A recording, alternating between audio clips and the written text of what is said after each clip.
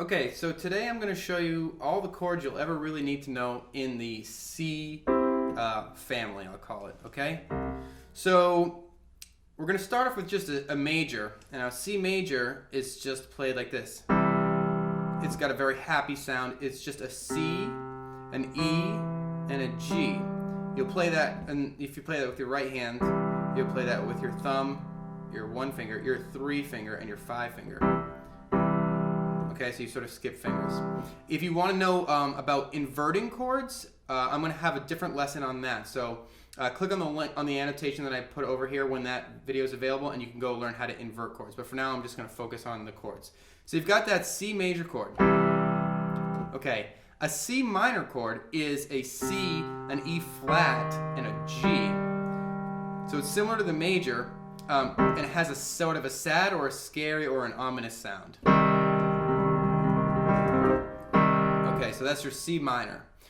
A C7 sounds like this. It's got a very jazzy sound. You'll hear it in a lot of jazz music. And that's just a C, an E, a G, and a B flat. So that's a C7. All right, a C minor 7 sounds like this. Still pretty jazzy. Is a C, an E flat, a G, and a B flat. C minor 7. C major 7 sounds like this. It's got kind of like a modern jazz sort of a feel. It's a C, an E, a G, and a B. I think of soap for some reason. It's like kind of soapy. I don't know if that makes sense to you or if that helps you, cool. Otherwise, don't worry about it.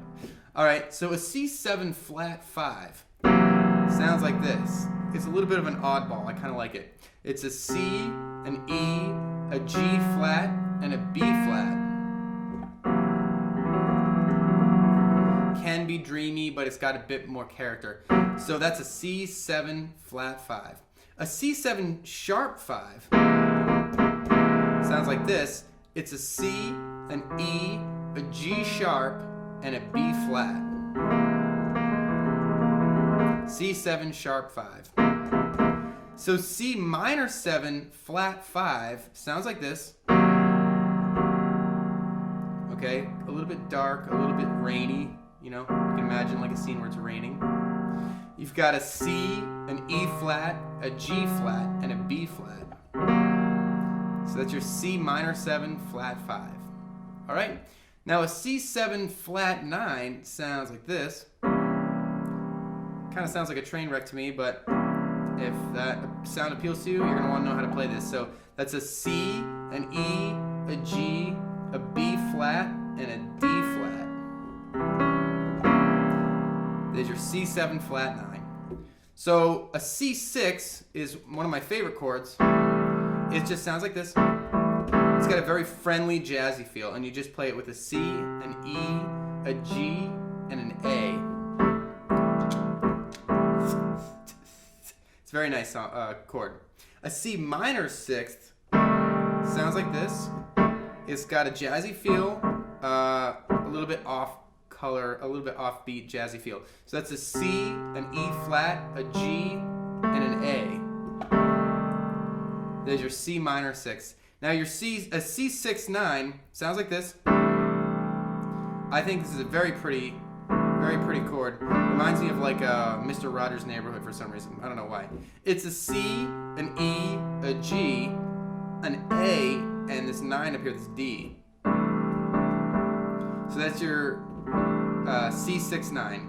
Now a C9 sounds like this. This is just a C, an E, a G, a B flat, and a D. C9, all right? C minor 9, very nice and jazzy. I like this one. C, E flat, G, B flat, and D. That's a C minor 9. C major 9, very easy one to remember. You just start on the C and you skip every other white note. So C, E, G, B, D. Very elevatory or jazzy in a way. So that's your C major 9. Now C add 9 is a C major chord plus a 9. sounds like this. So that's a C, an E, a G, and a D up top.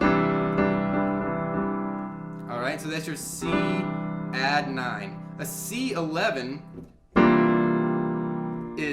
sounds like, getting kind of muddy, and it sounds like a mess to me, but some people like this one. C, E, G, B flat, D, and F. The F is like the 11th note in the C scale. If that makes sense to you, cool. Otherwise, don't worry about it. So that's your C11. C minor 11, like this. C, E flat, G, B flat, D, and F.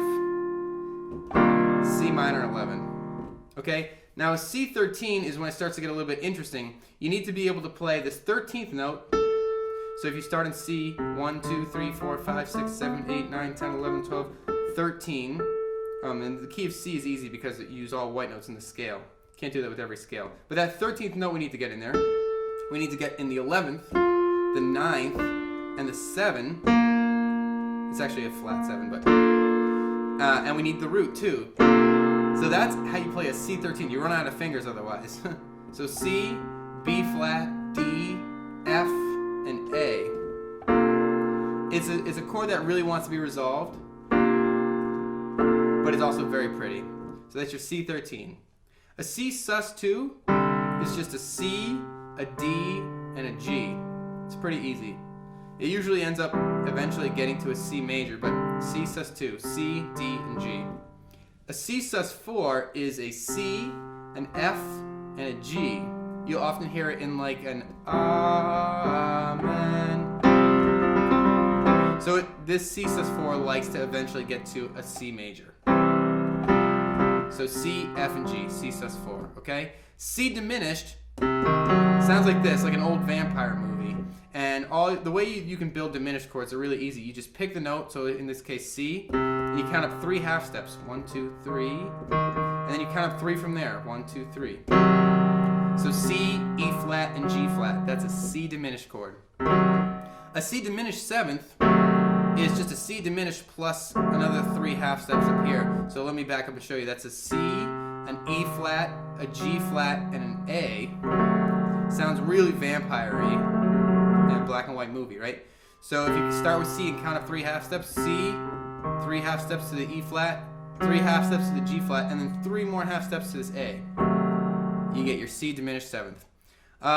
Your C augmented, or aug5 you might see, is just a C, an E, and a G sharp. And that's when the augmented just means that whatever the 5th is, normally you play this C chord here, and this G would be the 5th note in the C scale. 1, 2, 3, 4, 5. Augmented means you sort of push it up a half step. So you make it sharp a half step. And that's your C aug5. Okay, so those are all the chords you'll probably ever need to know, barring a couple of strange examples, I would imagine, in the C family. So I hope this helped you. If you want to learn more scales, I recommend going on to my family of G chords tutorial. And if you want to learn inversions, I'll put an annotation up there as well. So I hope this helped you. Don't forget to rate, comment, and subscribe, and I'll see you next time.